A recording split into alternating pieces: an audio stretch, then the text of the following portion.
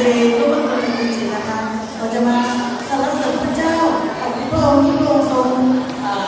อวยพรพืชผลได้นาทุกสิ่งทุกอย่างที่เรามองเห็นนะคะพระเจ้าอวยพรฉะนั้นเขาชื่นชมดีและก็จะมาใช้ทุกส่วนในร่างกายของเขาที่จะสรรเสริญพระเจ้านะคะ